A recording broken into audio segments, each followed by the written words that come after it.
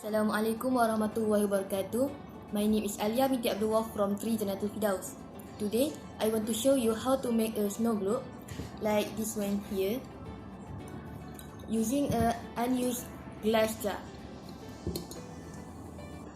Items to make snow globe: 1 empty and unused glass jar, any types and size, bunch of glitters, water resist, toys or figurines,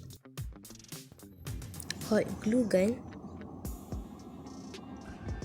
and lastly some water. First, stick the toys to the jar lid using a hot glue gun. Be careful because hot glue guns are hot.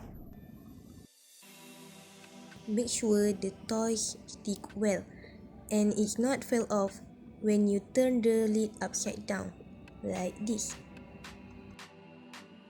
Next, put some water into the jar.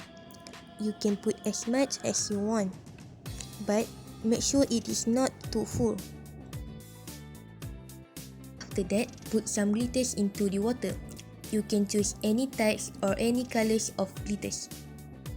Since the toys is blue colored, I decided to put blue colored glitter powder and also purple and blue star glitter.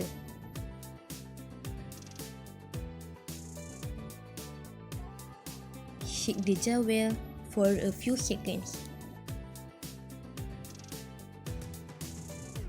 Then, put some hot glue gun around the top of the jar. Be careful when using hot glue gun.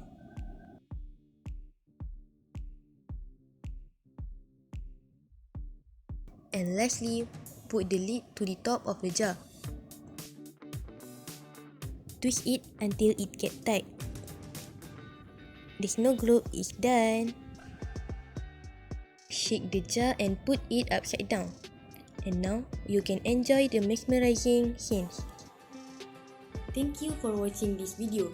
You can make this snow globe with your family or your friends during the leisure time. Goodbye.